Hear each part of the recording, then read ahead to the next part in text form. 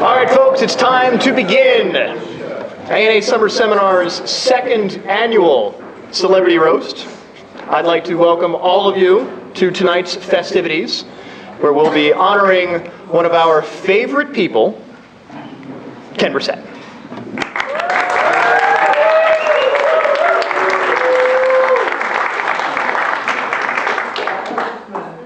Uh-oh. Just a minute. I was told this was going to be a very dignified thing tonight. Are you sure of that? And I was told I was going to have some friends up here. Yeah. No. If you had friends, you wouldn't be getting roasted. Oh, I don't know. I'm getting worried now. You should be. Well, Go sit and be a good boy. are you We'll talk later. sure it's going to be dignified? I'm sure it won't be dignified at all. Well, Here comes the rebuttal.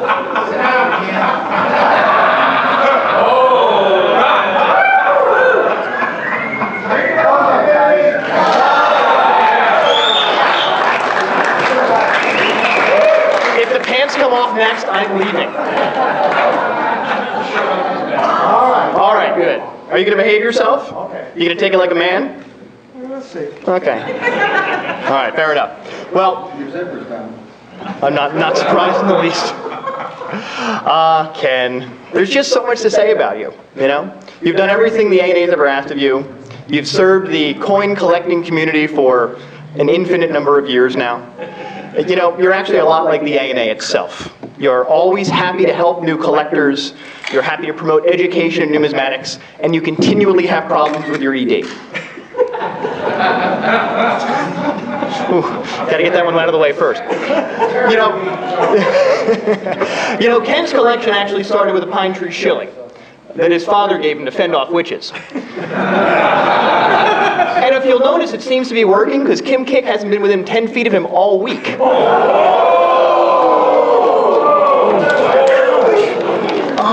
Actually, Ken's interest in coins goes a lot further. It goes back to when a family friend came back from a vacation from the Hanging Gardens of Babylon and the Colossus of Rhodes. You know, his interest in biblical coins actually dates back to all of those Lepton anti-poker games that him and JC used to have at Galilee State. Those were the days, man. Whew. I'll tell you. Ken's career in numismatic publishing, though, it took a little while to actually get started. He started at Whitman after a brief career as a printer, and he was instrumental in making sure they changed the Blue Book over from its original cuneiform. So just one more service. And now that they're printing the Red Book in large print, he finally can find the mistakes. It's really good news. Ken even spent some time as a coin dealer. He worked for Don Kagan. And years of past life regression still haven't figured out what sin he committed a past life to deserve that. You're the first guy to ever leave Kagan's without being thrown out of the family or indicted.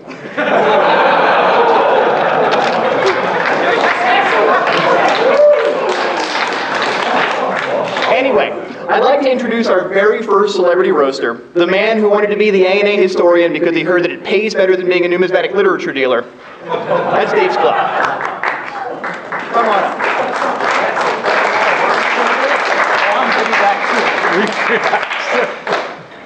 Oh, I bring props. not a box full.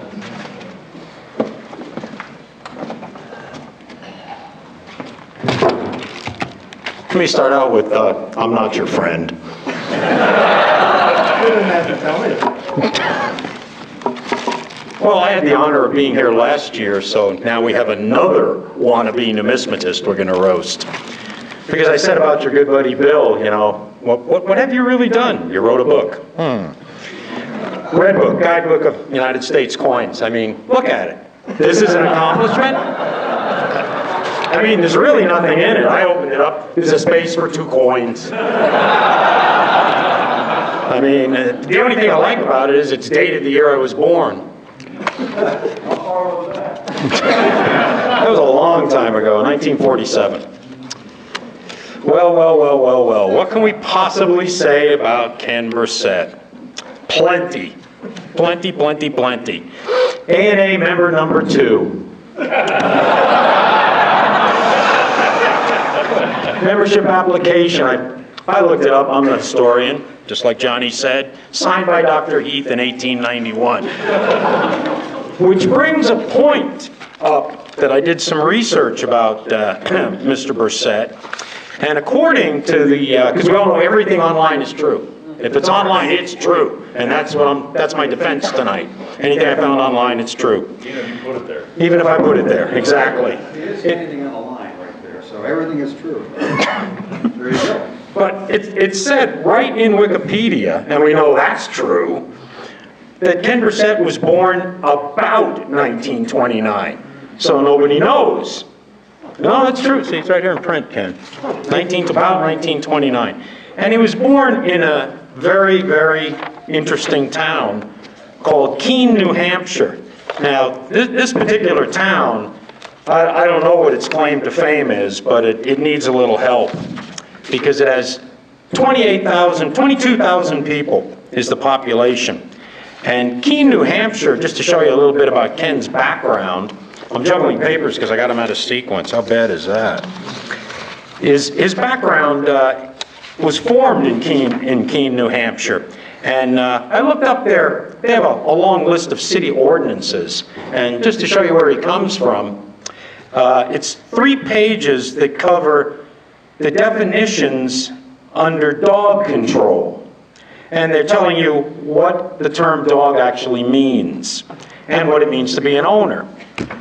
So I guess this is a buildup of his background. Now, not to jump around a lot here, but my wife gave me a strict warning. She says, David, remember, Ken Bressett is numismatic royalty.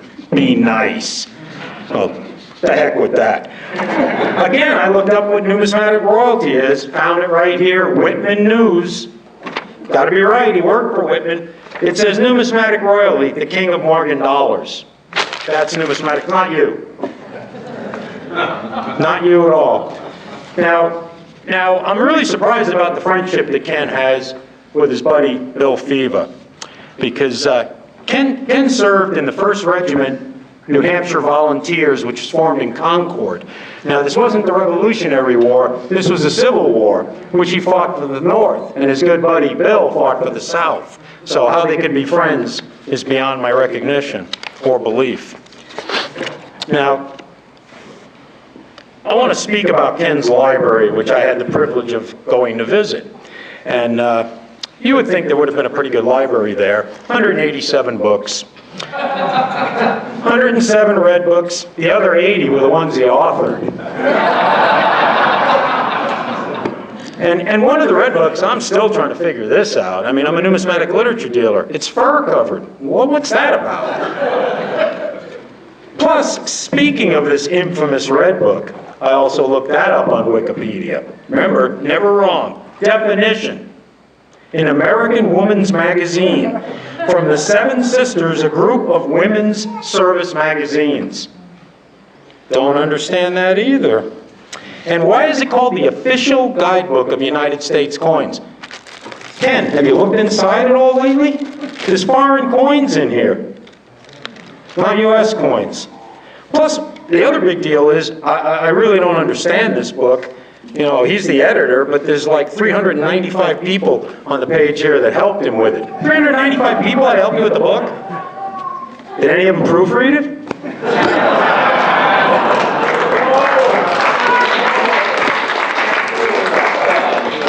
The other thing, there's another book. You think the red book's crazy. There's a book that's out, that's the official guidebook to the official guidebook. And if you look on page 129, Frank Coletti wrote this book, and he makes a statement in there about rarity and prices of red books. So I want to tell you all, if you all own any rare red books, sell them now, because they're going to be worth a lot less tomorrow. But on page 129, it clearly states that a red book without Ken Bressett's signature rises to a much higher value. Now, I have a theory about Ken Bressett, and my theory is that, you know, we call him the Dick Clark of numismatics, because he just hasn't aged in like 90, 100 years. You know, because remember, 1929 is not a firm date.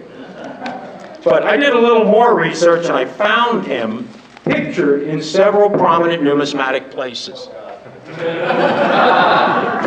So we have a picture, a very famous picture, of the first U.S. Mint. And there's a little car parked here, and that little guy sitting in their front seat, that's Ken Bressett. Also, I did a little research on, I found his membership card in the A&A, 1912. So much for the 1929. I also found banquet tickets and tickets to the convention in Rochester in 1928. Would have been tough as a one-year-old. He's also pictured in 6 or 7 different internal views of the U.S. Mint. He's cutting metal to make coins. He's running a coin press in this picture. Now, this isn't made up, this is the truth. He's really in these pictures. This is another one where they're making more coins. And this is my favorite. This is where he's separating the alloy from the metal. Now, one of Ken's most prized possessions is his coin collection, which he turned into a monument. And it's the Lincoln Memorial. This is his whole collection. It's 10,000 Lincoln Memorial cents glued onto a model of the Lincoln Memorial. And this is in the Ripley's Believe It or Not Museum. His name's on the plaque underneath it. It's all true, folks. I wouldn't make it up. No, I would not. You're a friend, Ken.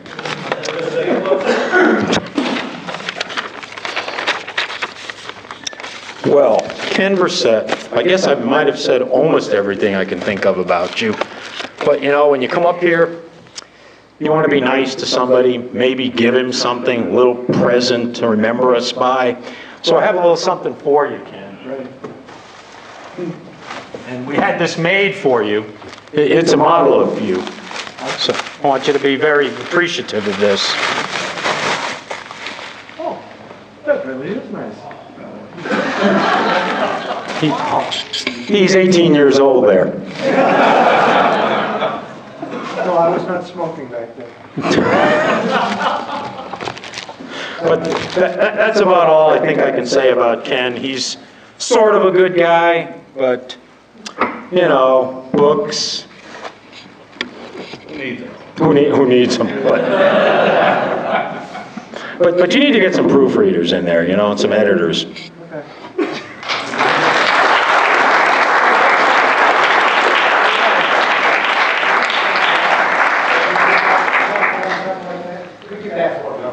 It's pretty good. You know, Ken, you're lucky your red hair's gray. If it wasn't, Sklow would probably be trying to take you home tonight.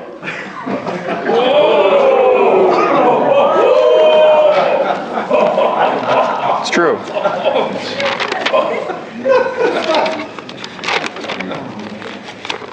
You're not blushing yet. We'll work on that. So, yeah, you were the nice one. This is actually the whitest Ken's hair has been since he used to wear that powdered wig to his fraternity parties. Yeah. All right, well, I'd like to introduce the next numismatist who's also been around roughly since the Senate confirmed David Rittenhouse. Neil Schafer, come on up.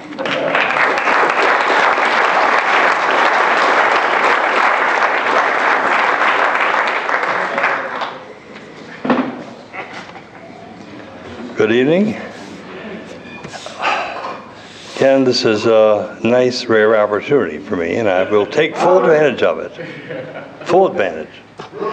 I joined Whitman when Ken was there and Dick Yo was there in 1962. And they were running around like their heads were chicken with a head cut off trying to fix the $1804 book, the fantastic $1804, because Spink had just come out with the revolution of the 1834 proof set. So that was quite a run around there. And I wasn't involved there, but I got involved with lots of other things. So shortly after I got there, I have to say, I go back a little bit. One of the reasons I got there was my work in Philippine numismatics when I was in Washington, D.C. I prepared a little book on Philippine coins under the U.S., and I had a manuscript for the paper money. So I had reprinted my, they reprinted the articles I had in the scrapbook as a little Whitman black book for $1. And there was listing of mintage figures and all that. And one of the rare pieces that I wasn't even sure existed was a 1910S 10-cent house. Oh, is he under? Well, He's getting great. You don't have to. good. Yes, I do. Anyway, here I am, a greenhorn addressed at women, and Ken comes up to me and says, he's looking at my book. It's the 1910s. He said, I think my wife Bert got one of those and changed. I don't understand how this could happen. You want to go over and see it? I just can't really understand this. So I will go over to his house, and I look at this thing, and it's a 10-cent towel. It's pretty well worn, and there's marks around. It looks like a 1910. Ken, can I have a glass, please? He looks around. All he brings me is this 2-power big deal, thing. That's all he had in the house, he said. So I'm looking at this, trying to figure it out. I never did, but I guess you gave it to me finally, because it went with the rest of the stuff. Anyway, that was quite an episode. And he also gave me a 1913 5-cent, I think 13 nickel, but I'll get to that later. I know one time I went to his house, he'd invite me over, and his kids were playing with little tiny toys and stuff. I said, how come they're so small? He said, those are just toilets. He said it. Then I was invited for dinner, and there were 5 of us at the table, and they put 6 dishes out. I said, how come? Well, he said, it's just extradition, that's all. And he dropped one in half, and that was intuition. But he was good at that stuff. Oh, Ken, would you please stand up? Please stand up. And stretch your arms out just like that. Yeah. Okay, thank you. The reason I did that kind of resembles a scarecrow, and I know now why people compare Ken to a scarecrow. He's outstanding in his field.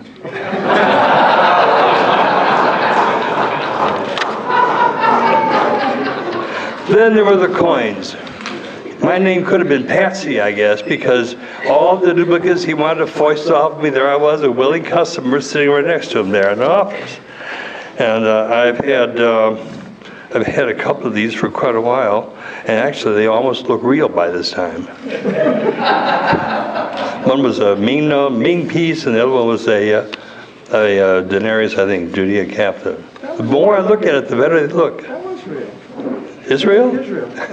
Oh, Israel. Okay. And of course, because I got those coins, I had to contribute to what he called a backsheesh account. You know what backsheesh is?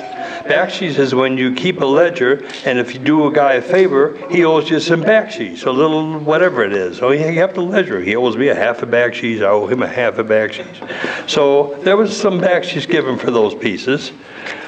But the 1913 nickel that I do have it. In fact, I have it here if you want to see it. It's a lovely alteration, probably a 1910. He did give that to me, but that cost me plenty of backsheesh, believe me. So I told him, just forge ahead, Ken.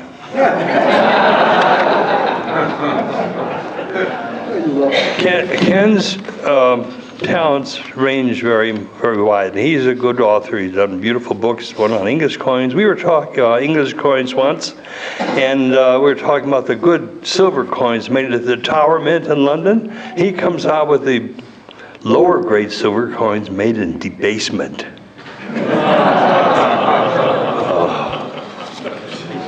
Really.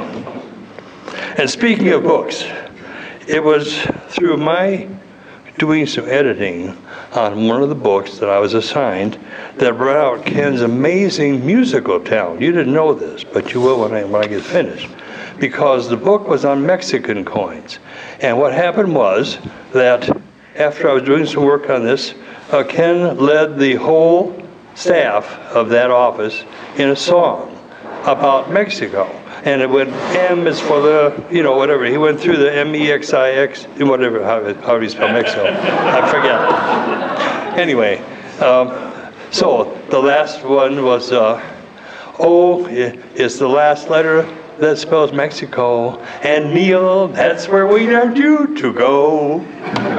Mm-hmm. He did that all himself, orchestrated, wrote the words, everything else. Beautiful. And speaking of pawning, he would pawn off his duplicates. Pawns have to do with chess. So we'd go out and play chess games. 4 in an hour with lunch.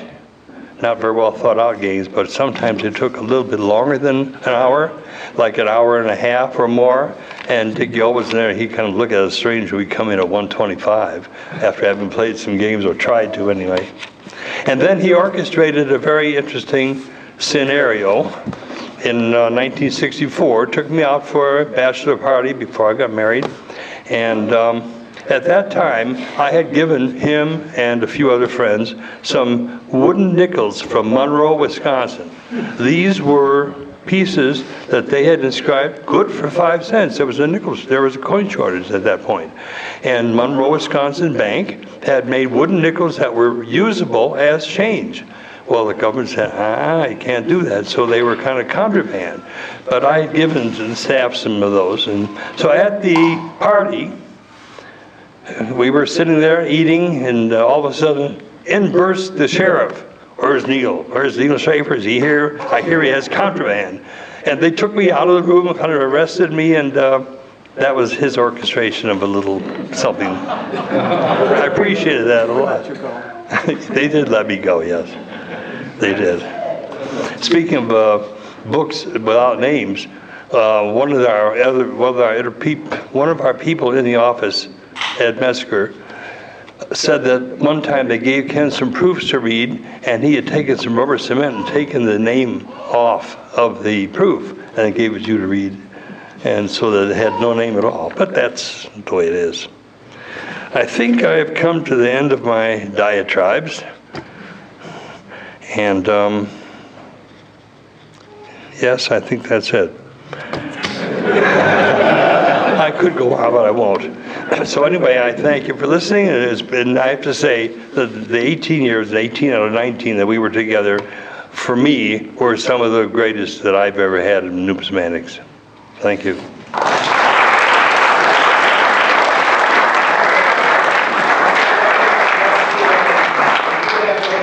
That's Neil Schafer, everybody. He'll be at the Sands on July 4th and the Catskills until Labor Day.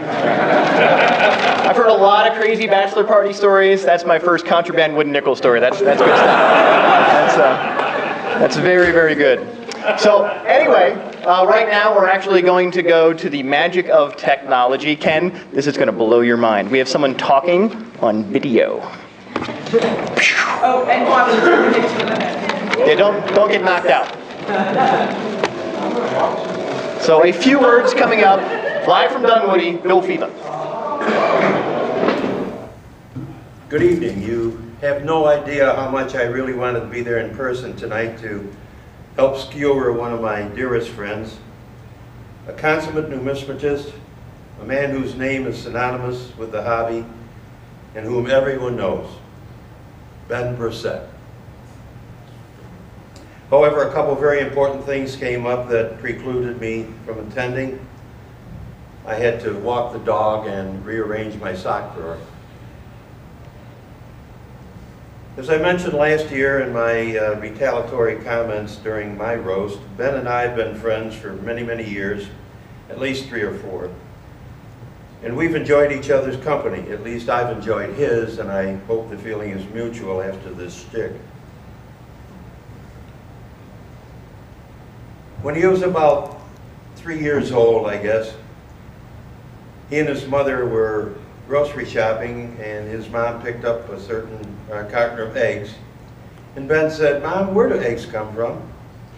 His mom replied, "Why, chickens lay them, Benny." Ben said, "Oh, then can I see them, Mom?" She opened the carton, and Ben looked at them and finally said, "Mom, how do they get those chickens to stand so close together?" And when he was about 7, Ben went to church with his mother and listened to the preacher give a stirring sermon about getting rid of things that bother you. At the end of the sermon, he invited the folks to the front of the church to leave all your troubles at the altar. Well, Mrs. Bressett took Ben's hand, went forward to the altar rail, and left him there. Another time, Ben walked into church, or started to go into church, and he saw a fellow coming out. He said, "Oh, is Mass out?" To which the fellow replied, "No, but your hat's on crooked." I also learned that in those early days, this story became legend throughout the community. His family lived at one end of a big lake, and at the far end was a local tavern. Ben's father, grandfather, and great-grandfather, upon reaching their 21st birthday, all had been able to walk across the water to the tavern for their very first legal drink. So when Ben reached the age of 21, he rowed out to the center of the lake, stepped out of the boat, and almost drowned. He finally managed to get back in the boat, rowed ashore, and went straight to his grandmother, asking her, "Grandma, how come that my dad, his father, and his father before him could all walk across the lake on their birthday to the tavern to get a drink, and I almost drowned?" And his granny looked him in the eye and said, "Well, Benny dear, it's probably because they were all born in December and your birthday's in July."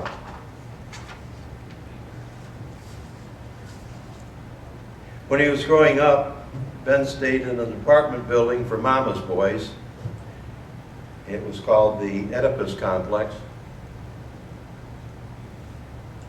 And I'll bet a lot of you didn't know that Ben was an aspiring artist early on. It's true.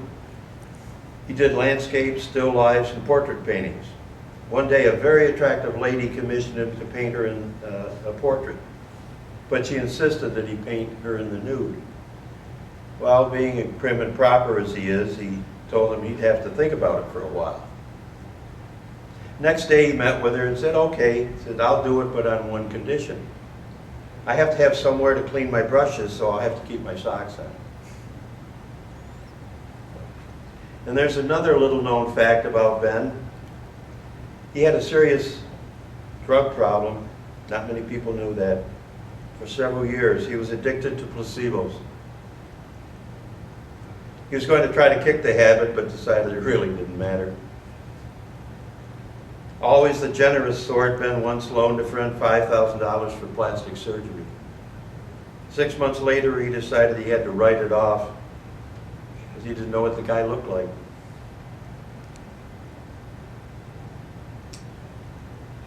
And one other day, Ben was walking into a grocery store, and when he saw a guy pushing about 15 shopping carts around the parking lot, he hollered, "Hey, do you ever think somebody else might want to use one of those things?"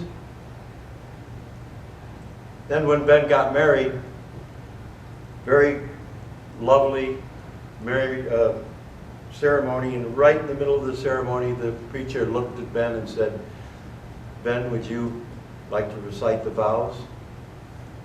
Ben straightened up and said, "Certainly. A-E-I-O-U." Then when he got into a grocery store and started shopping, some lady, obviously from out of town, came to him and asked, "I'm sorry, but I'm confused. Are we on Central Standard or Mountain Time here?" Ever the courteous gentleman, Ben replied, "I'm sorry, lady, I don't work here." At the dentist that Ben goes to, dental hygienist who cleans his teeth is a very attractive young lady. So attractive, in fact, before Ben goes in to see her each time, he always eats a full box of Oreo cookies in the waiting room. And now it's time for a presentation. Ben, last year before I was roasted, I made up a special shirt for the occasion, but I got so engrossed with all the hoopla that I forgot to wear it. I'd like to bequeath that shirt to you so you can wear it during the rest of the roast. Wear it in good health.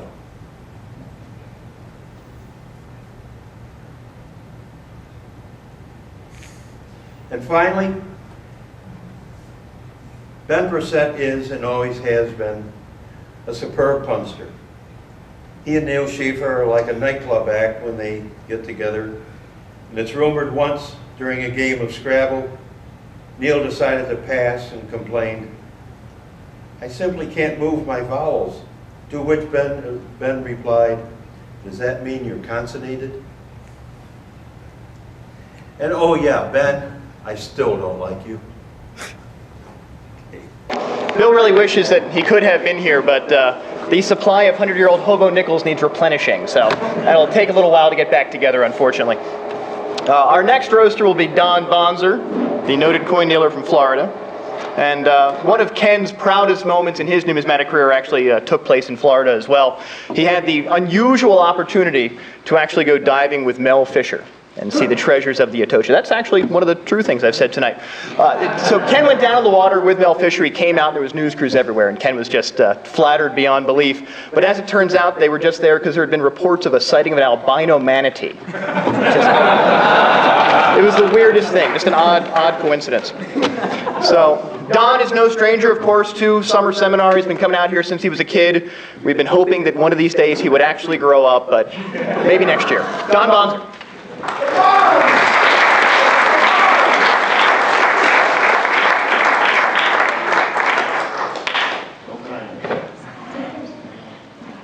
I'm sorry, I walked in front of Ken there for a moment, but I have something here I'd like to put on. I want to make Ken feel at home, so I found this lovely jacket that I figured I'd wear. Most people never see me in a suit, so here you go. I did this for you, Ken. I thought he'd like it. Note the strap in the back. Very stylish. I knew he'd like it. He wears this kind of stuff. Would you like it when I'm done with it? I don't think I'll own it for very long. I'm not sure if I feel more like Ken Bressett or Paul Lynde when I'm wearing this jacket. Oh, Ken. Thank you, JK, very much. Of all my introductions, that was truly the most recent. And tonight, Ken, I'm sure you'll hear some wonderful things said about you, but not by me. You had your choice among roasters, and I lost.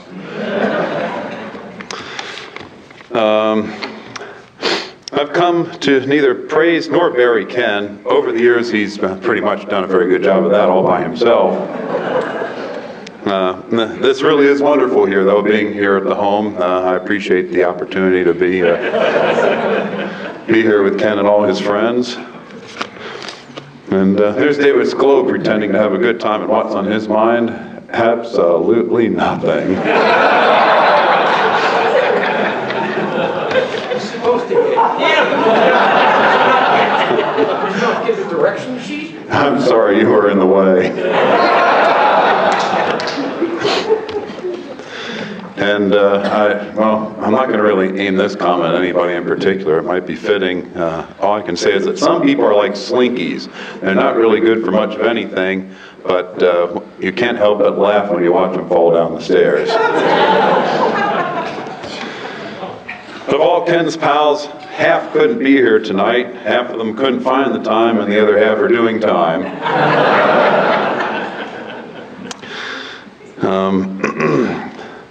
Ken is a cultured guy who likes the ballet. How many people knew he liked the ballet out there?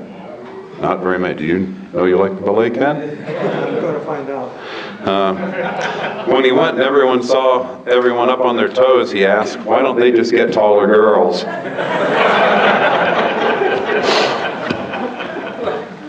He likes art too. He's a very cultured guy, as I said. The best picture I saw when I was over at his house was one that was entitled Unsigned Seascape from the Good Times Motel. Ken is a modest man who has much to be modest about. His proposed motto for the ANA when he was president was, money can't buy you happiness, but it sure makes misery easier to deal with. And over there, again, well, sorry, Mr. Sklow, you're back in my line of sight. Light travels faster than sound. That's why some people appear bright until you hear them speak.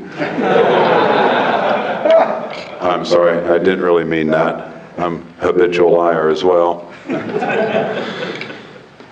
Ken gave up a lot to become Annex director. I don't know how many of you know that Ken was director of Annex between 1982 and 1988. The most important thing he gave up was the weekly unemployment check.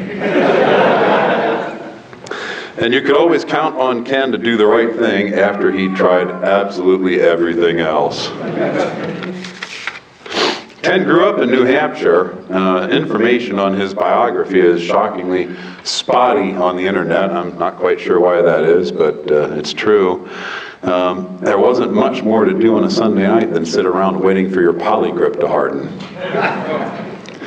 And Ken was one of my teachers in my very first A&A summer seminar grading class. That was in 1984 when I was YN. We truly go back a long way. I kind of pick up where some of these other guys have left off. And we even go all the way back to when we more or less shared a hairline. Ken holds some very unusual distinctions in numismatics. One of those is that he is the only person living to both have owned an 1804 dollar and to have witnessed it being struck. Ken walks 5 miles a day to keep fit. Fortunately, the cops found him in Denver this morning, got him back here just in time.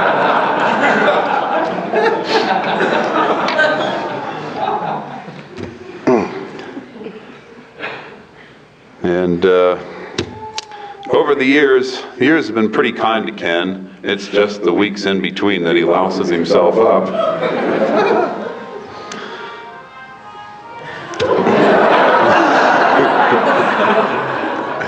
You want to take that, Ken?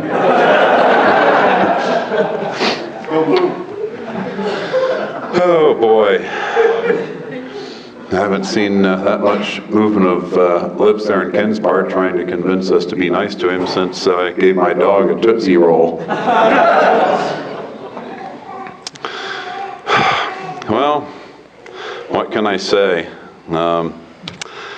Ken saw a woman the other day, and she was wearing a shirt on it that said gas, and he turned to her and said, "Implants?"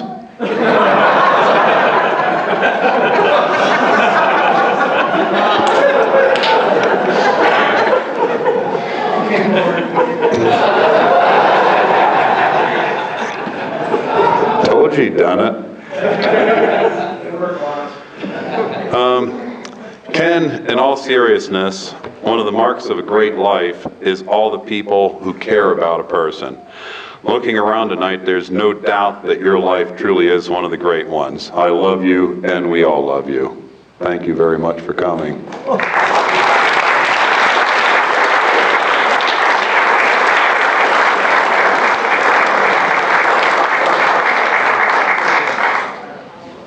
I think John wants that jacket. Oh yeah. Don, thanks for coming. Thanks for dressing up. I'll loan you a razor in the morning if you want to not get stopped by airport security. So a little bit later on, if you want to see Don, he will be autographing copies of his brand new 3rd edition 1954 Parlor Jokes. I highly recommend it. All royalties will be due to Dean Martin. So thank you. Thank you for that, Don. Don will do absolutely anything to get a laugh, except apparently say something that's actually funny. So you can work on that, though. That's fine. So like Don, Ken, of course, used to work for Annex. It's not known as well how he actually got the job. It was right after an A&A Christmas party when all the guys on staff noticed how well Ken examined all their dates. So really helped him. I've known Ken an awfully long time. I actually did the calculations a little bit earlier today. I've known you for 80% of my life. I ran the tape. I've known you for 2.6% of yours.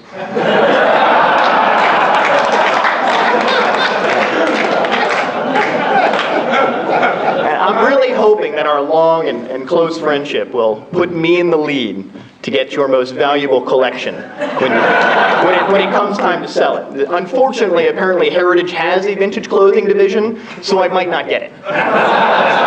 Just remember me when you go into your closet and make that decision, okay?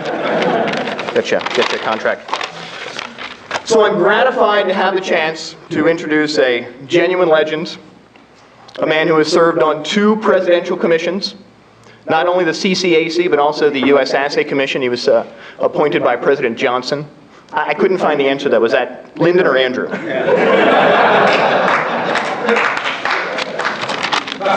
Most of us call him Ken. Some call him Kenneth or Mr. Bressett. Eric Newman calls him that little spoiled brat.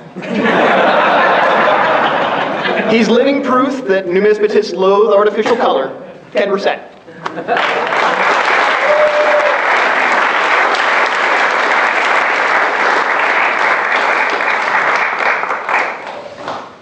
Well, my gracious, that was something. Stand up so we can see you.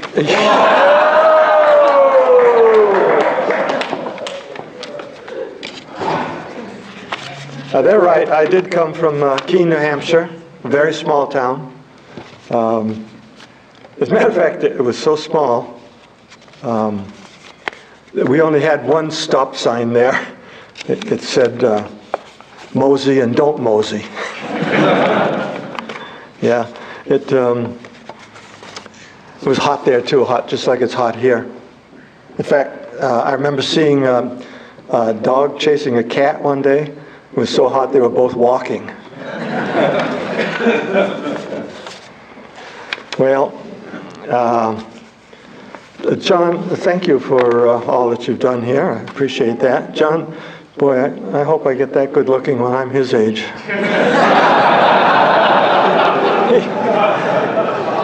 He started in the business right at the bottom of the business. Well, I guess he's still there, come think of it.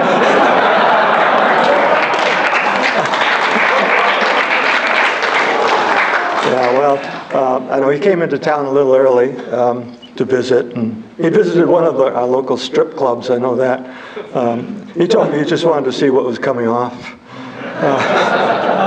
No, he was the kind of a guy that believes beauty is only skin. No, really though, I noticed some of the girls giving him the once over. Yeah, one look and it's over. No, but he's actually a pretty good coin dealer. I got a coin from him the other day. And then I told him, I said, boy, I really like that coin you sold me. He said, oh, I must have sent you the wrong one. Yeah, he sells some of his coins at auctions too. He put a coin up at a silent auction. Boy, it really was silent. Yeah. Funny thing about him though, in his business, he recently ran an ad in the Numismatist that said, looking for a numismatist. And I said, I thought you just hired one. He says, that's the guy we're looking for. Well, John, I want you to know the astronomer Copernicus called this afternoon, and he wanted to confirm that you are really not the center of the universe.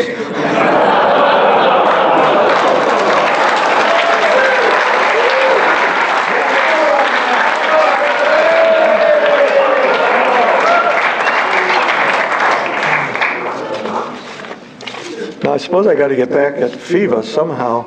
I don't know. He's not. I know why he's not here today. He said he had something else, but actually it was his wife's birthday. That's true, and he got into some financial difficulties. I know that too. He gave her an allowance, and she spent it before he could borrow it back and come. But he's really quite a great guy. In fact, he's almost famous. He's a good guy. He's the kind of a guy who doesn't care if you disagree with him, as long as you don't tell him about it. And to his credit, he was decorated while in the service. Yeah, his Boy Scout troop couldn't afford a real Christmas tree.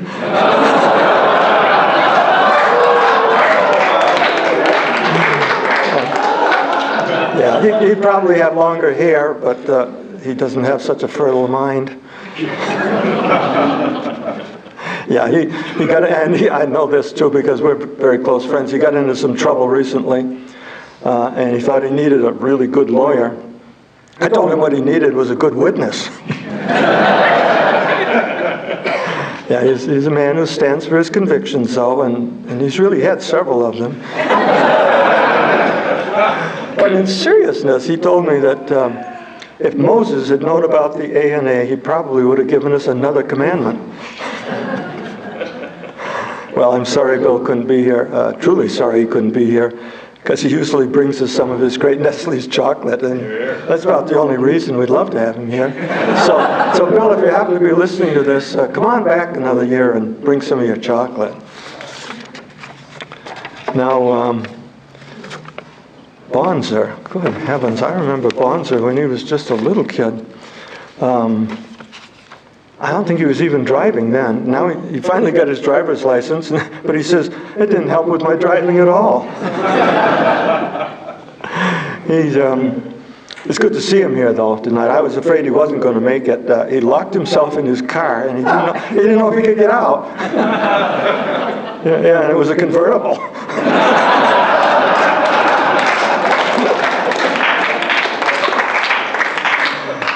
Oh, dear, he comes from a really small town, isn't it? A very small town? Yeah, it was so small. In order to have a village idiot, they have to take turns.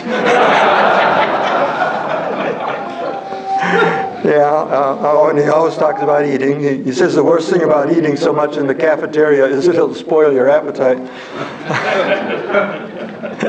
But he always asks what they're serving, in case he has to describe it to the doctor. His class was so tough this year. God, how tough was it? Well, his class was so tough this year that if anybody raised their hands, he didn't know if they wanted something or if it was a stick-up. Well, on his flight here, he was seated beside, and he told me this story, so I know it's true. He was seated beside this very good-looking woman, and she asked him if he'd like to join the Mile High Club. And he said, no, I don't fly often enough to use one of those club rooms.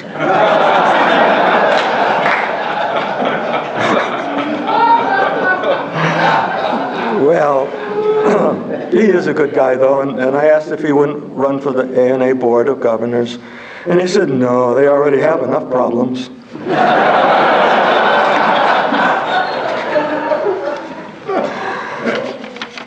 Neil Shafer. He is one great guy, lovable person. I didn't write that. Gee. God, he snuck that in on me. He began his career as a concert viola, wasn't it? Viola player. And later he quit fiddling around. And he got into numismatics. Actually, there was a time he wanted to be a parachute jumper, but nothing opened up for him. He's kind of a philosopher, actually. He thinks that getting rich is actually quite simple. You just have to save more money than your wife can spend.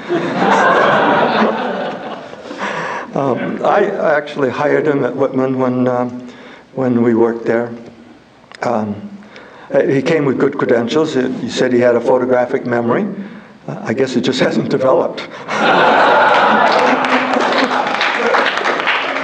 But he's written a number of really good books over the years. Well, I say they're good books. Actually, I've read better stories in the bottom of a bowl of alphabet soup. And one time, he talked about the prank we played on him, had him arrested by this pseudo-cop. On the night of his, before his wedding. But he really was arrested at one time, charged as being an intelligence agent, but they dropped it because of lack of evidence.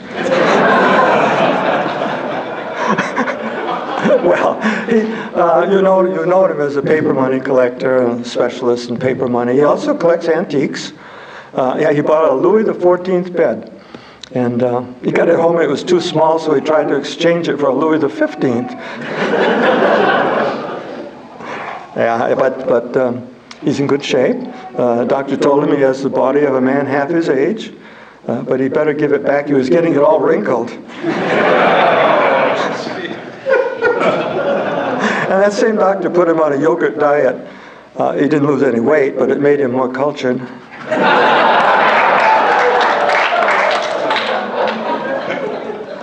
Okay, he knew I was going to embarrass him tonight. He tried to bribe me. He said, what would you do if I gave you $500? I said, well, the first thing I'd do would be count it.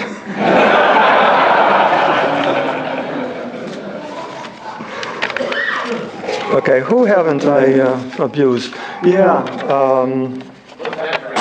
look in that direction.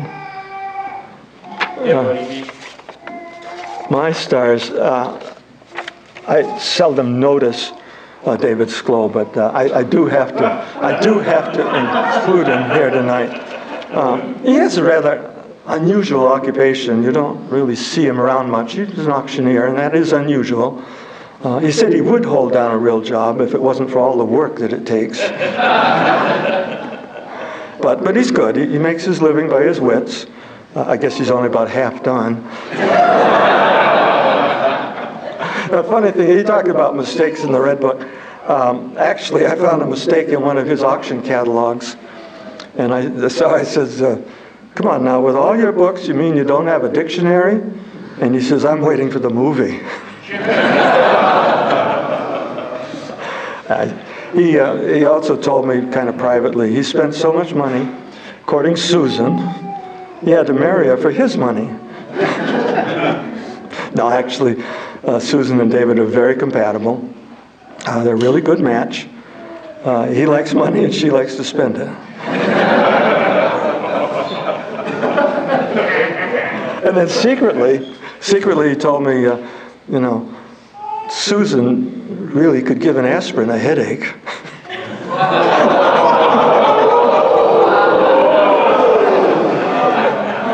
And she told me, she said, I think all men are bad. And so I asked her about David. She said, well, he ain't so bad. No.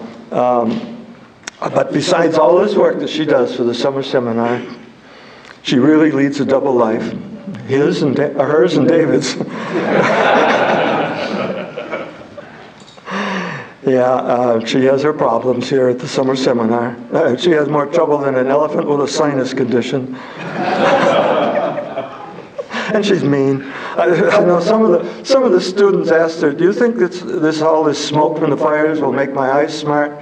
And she says, well, anything's better than nothing. Well, it's been fun, folks. I really appreciate all of this attention. It's nice to be here tonight, and I just have to thank you all for treating me this way. I really appreciate it.